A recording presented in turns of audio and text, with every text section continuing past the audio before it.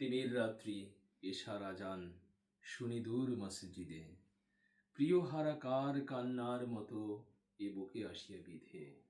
আমিরুল মুমিনিন, তোমার স্মৃতি যে আজানের ধ্বনি জানে না মুয়াজ্জিন। জাতীয় কবি কাজী নজরুল ইসলামের সুবিখ্যাত ওমর ফারুক কবিতাটি কবি শুরু করেছেন এইভাবে। বাংলা সাহিত্য তথা বিশ্ব সাহিত্যের অমূল্য সম্পদ এই কবিতাটি। আজকে একটি ইন্টারভিউ বোর্ডে ছিলাম।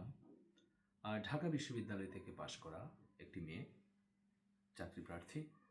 আর তার নামের শেষে ঈশা শব্দটি আছে, অর্থাৎ তার ছোট্ট নাম ঈশা। বাবা মা নিশ্চয়ই অনেক বড় স্বপ্ন নিয়ে নামটি রেখেছে ঈশা। আমি তাকে প্রশ্ন করলাম, বাংলা সাহিত্যের এমন কোনো একটি কবিতা আপনার জানা আছে কিনা যে কবিতাটিতে ঈশা শব্দটি আছে, ঈশার আজান শব্দ আছে। সে বলতে পারলো না, তাকে আমি ক্লু দিলাম। আমি বললাম যে আমি পড়ে শোনাই, আপনি বলুন কবির নাম কি এবং কবিতার নাম কি। আমি পড়লাম, তিমির রাত্রি ঈশার আজান শুনি দূর মসজিদে।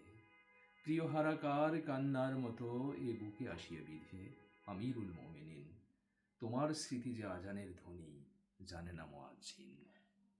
মেয়েটি বলল কবির নাম জাতীয় কবি কাজী নজরুল ইসলাম, কিন্তু কবিতার নামটি সে বলতে পারল না। তাকে ক্লু দিলাম 4 খলিফার কোনো একজন খলিফাকে নিয়ে কবিতাটি লেখা। তখন সে বলল উমর ফারুক। আমি মেয়েটিকে দোষ দেব না, কারণ হলো তারা যখন পড়াশোনা করছিল সেই সময়টিতে কাজী নজরুল ইসলামের সুবিখ্যাত উমর ফারুক কবিতাটিকে নবম দশম শ্রেণীর পাঠ্যপুস্তক থেকে বের করে দেওয়া হয়েছিল, পাঠ্যপুস্তকে রাখা হয়নি কবিতাটি। আমরা পড়েছি আমরা যখন শিক্ষার্থী ছিলাম, কিন্তু তারা এটি পড়বার সুযোগ পায়নি। পরবর্তীতে বিভিন্ন ফোরামে অনেক দেন দরবার করে কবিতাটি বইয়ে আমরা পুনঃস্থাপন করতে সক্ষম হয়েছি, কিন্তু পাঠ্যসূচিতে অর্থাৎ সিলেবাসে কবিতাটি নাকি এখনও যুক্ত হয়নি, অর্থাৎ কবিতাটি না পড়লেও পাশ করা যায়। দুঃখজনক। এমন একটি বিখ্যাত কবিতা, এমন একজন মহামানবকে নিয়ে কবিতা, যে কবিতাটি এই জাতীয় কবিতার মধ্যে আমি বলবো যে বিশ্ব সাহিত্যে তুলনাবিহীন। এমন একটি কবিতা আমাদের শিক্ষার্থীরা কেন বঞ্চিত হবে? তাদের সামনে সঠিক আদর্শ, সুন্দর স্বপ্ন যদি আমরা দিতে চাই, তাহলে এই কবিতাটি তাদেরকে পড়াতে হবে, পড়তে হবে আমাদেরও।